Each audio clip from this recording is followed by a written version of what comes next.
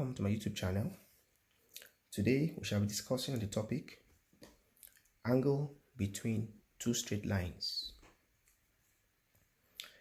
Let us consider two straight lines L1 and L2 intersecting each other at point A and intersecting the x-axis at the points B and C. So line L1 intersects the x-axis at point C, while line L2 intersects the x-axis at point B. Now the inclination of line L1 is theta 1, while the inclination of line L2 is theta 2. At the point A where they intersect or where they meet, an angle is formed, an interior angle is formed, and that angle is angle what? Alpha. It is this angle alpha that we seek to know how we get. From our last lecture on parallel lines, we were able to establish that the slope m1 of line L1 can be given in terms of the inclination as m1 equal to tan theta 1. Equally, the slope of line L2, which is m2, can be given as what? m2 equal to what? Tan theta 2. So if we call this equation 1, we call this equation 2, because we shall certainly come back to this equation. Now, if we can recall our lessons on triangles, we say that angle ACX, this angle here, is equal to angle ABC equal to angle ABC plus angle BAC plus angle BAC. Now what are we saying here? There's a theorem of triangles that says that the exterior angle of a triangle is equal to the sum of its two opposite interior angles. So this angle theta 1 is equal to angle alpha plus angle theta 2. It's a theorem of triangles. So ACX is angle theta 1. So ACX is theta 1 equal to angle ABC is theta 2. Is theta 2 plus angle BAC is what? Is angle what? Is alpha. So we want to know what alpha is. So from here, alpha is nothing but what? Angle theta 1 minus angle what? Theta 2. So from here, the tangent, since we are looking for, we are working with tangent. So now the tangent of angle alpha is nothing but what? The tangent of angle what? Theta 1 minus theta 2. If we recall our addition formula for tangent functions, that takes you back to trigonometry. So you may want to go back there and revise a bit.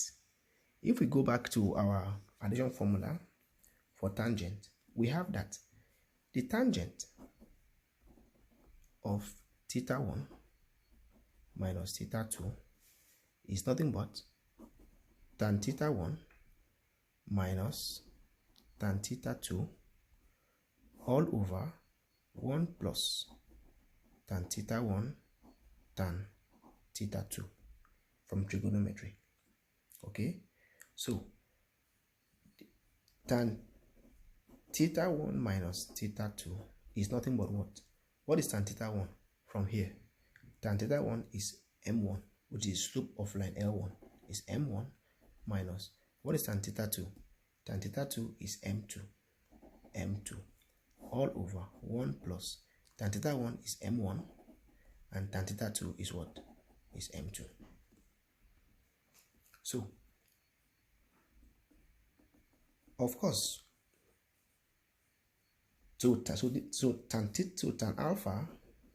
tan alpha is nothing but what?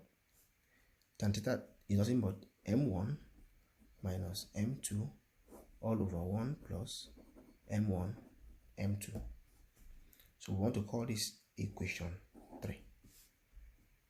Then alpha, the angle in question, which is the angle of inclination, is what? So alpha is equal to the tan inverse of what? m1 minus m2 all over 1 plus m1 m2. I call that equation 4. So what have we established here? The angle of inclination between two straight lines, L1 and L2, alpha, is nothing but what? The tan inverse of m1 minus m2 all over 1 plus m1 m2, where m1 is the slope of line L1 and m2 is the slope of line L2. Now, let us consider L1 and L2 as perpendicular lines. That is to say, let us imagine that these lines are like this. Line L1 and line L2 are perpendicular lines such that what happens? The angle between them is what? 90 degrees. Let us see what will happen if the angle between them is 90 degrees, which implies that L1 and L2 are perpendicular. Now, if that happens, let us go back to equation 3. We know that now if alpha is equal to 90 degrees, we know that the tangent of 90 degrees is undefined. If you punch your calculators and punch tan 90 degrees, you see math error. That means that tan 90 degrees is not defined. Now let us go back to equation 3.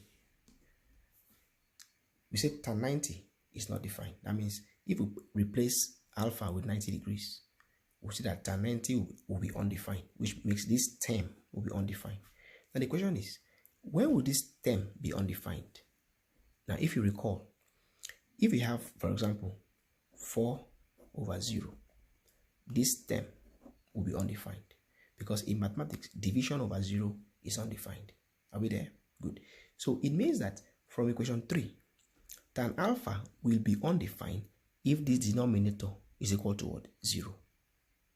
So this will happen only when the denominator 1 plus m1 m2 is equal to what? Equal to 0. From here, we have it that m1 m2 is equal to what? -1. What we have here is a very important result. We are saying that the product of the slopes of two lines that are perpendicular is equal to what? -1. Of course, from here, we can see that the slope of line M1 is nothing but what? -1 over the slope of what? M2. And the slope of M2, the slope M2 is equal to what? -1 over the slope of what? M1. So we say that the slope M1 is what? Negative what? Reciprocal of M2.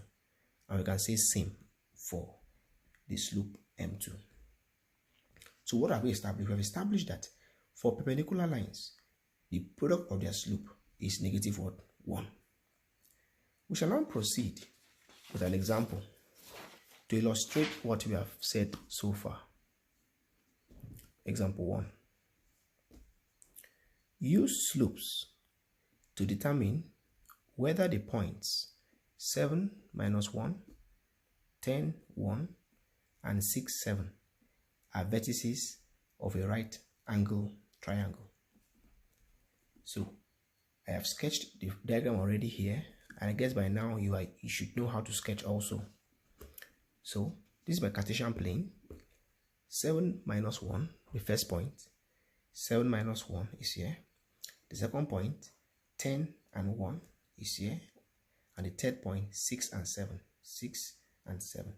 So if I join the 3 points, I get this shape. So I call this point point A, call this point B, and call the third point C. The question is, you should show, or you should use slopes to show that this triangle in question is a right angle triangle. Now, how we go about it is we try to find the slopes of the three lines involved. Of course, the triangle has only three lines, has three sides, which also means three lines. So we shall find the slope of each of these lines and see if we can establish a relationship.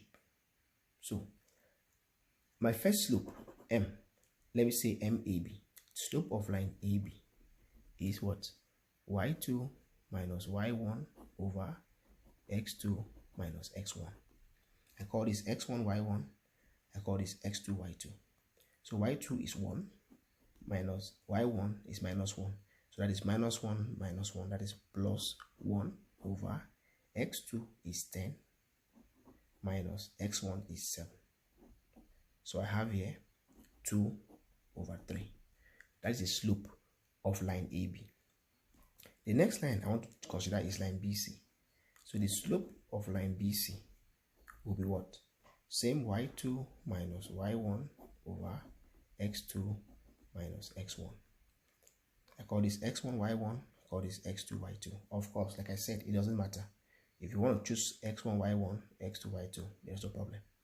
So X1 to X1, Y1, X2, Y2.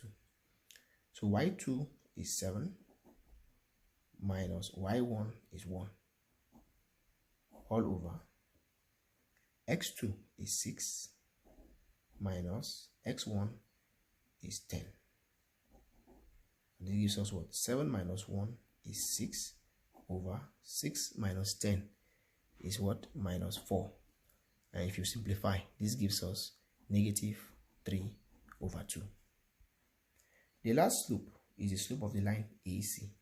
So slope of line AC again is Y2 minus Y1 over X2 minus X1. So this is my X1, Y1, X2, Y2. So my Y2 is 7 minus my Y1 is minus 1. So minus 1 is plus 1 all over. X2 is 6 and my X1 is 7. 6 minus 7. Okay, this is equal to 7 plus 1 is 8 and 6 minus 7 is minus 1. So that simply gives us minus 8. Now we have three slopes here. Question now is, can we establish any relationship between these slopes? Now I observe that if I multiply the slope of line AB and the slope of line BC, that becomes 2 over 3 times negative 3 over 2. If we simplify this, that gives us minus 1. And what happens? We know that the product of two slopes gives you minus 1 when the two lines are what? Perpendicular. So we have seen that the slope AB of line AB, and the slope BC of line BC, the product gives us negative 1. So that tells us that line AB and line BC are indeed perpendicular lines. And in particular, the 90-degree angle is indeed at point B. We have just used the slopes method to show that the triangle we have just sketched here is indeed a right-angled triangle. The next example we want to consider is this. Find the value of x if the line passing through the points x, 4 and minus 2 and 9 is perpendicular to the line passing through 4, 1 and 0, 3. The key word here is that the line is what? Perpendicular.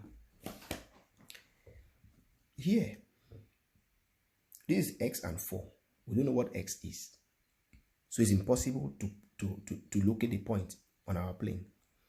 This other point, negative 2 and 9. Negative 2 and 9 is this point here. But we cannot draw the straight line because we don't know what the value of x is. And of course, to draw a straight line, you must have at least 2 points. We have 2 points here. So here is 4, 1. 4, 1, this point. 0, 3. X is 0, that's the origin, and y is 3. So if you join these 2 points, you get this line in red. If you join these 2 points, you get the line in red. Okay. Now the question is, you should find the value of x. Okay. Now what do we know? And we are told also that the value of that this line is what? Perpendicular to this other line. So what do we know about perpendicular lines? We know that the product of their slope is what? -1. Okay. So can we find the slope of this line? Let's call this line L1, and call the second line that joins x and 4, that joins the point x4 and -2, 9. Let us call that line L2. So the slope of line L1, which I call ML1, of this other line is what?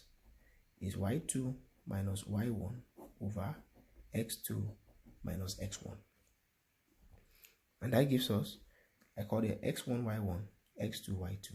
So y2 is 1 minus y1 is 3 all over x2 is 4 minus x1 is 0.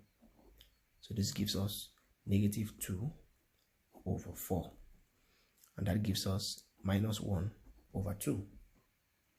So the slope M of line L2, the line that goes through these 2 points, again is y2 minus y1 all over x2 minus x1. And that slope will be what? I call it x1 y1, x2 y2. So x2 is, y2 rather, is 9 minus y1 is 4 all over x2 is -2 minus x1 is 4, is x rather. So this gives us 9 minus 4 is 5 all over -2 minus x. So this is the slope of the line that goes through these 2 points. We want to find the value of x. We are told that the line that goes through these 2 points is perpendicular to the line that goes through these 2 points, to this line. So what do we know? We know that if these 2 lines, L1 and L2, are perpendicular, then the product of their slope must be what? -1. So since L1 and L2 are perpendicular lines, the slope ML1 of line L1 times the slope ML2 of line L2 must be equal to what? -1. So what is the slope of ML1? It's -1 over 2 times the slope ML2 of line 2, 5 over -2 minus x. And that must be equal to what? -1. So from here, we simplify and find the value of x. So we're going to have -5 all over 2 into -2 minus x equal to -1. This gives us -5 equal to, you cross multiply, you have -2 into -2 minus x. Simplify further, you have -5 equal to 4 plus 2x. This gives you -5 minus 4 equal to 2x. So that 2x is equal to -9. And x is equal to -9 over 2. So x is equal to, if you like, -4.5. If you, in fact, just leave it in decimal, in fraction form. So this point here, x, 4, the x value here is indeed -9 over 2, which is -4.5. So if you come to your Cartesian plane, -4.5, okay, falls somewhere here. So this point would have been -4.5 and 4, -4.5 and 4, somewhere here, 4.5 and 4, somewhere here. So the line in question was something like this. That is how it looks like. So we have just shown how we use the product of slopes, in this case, of perpendicular lines to find the value of this unknown x. Take care till the next.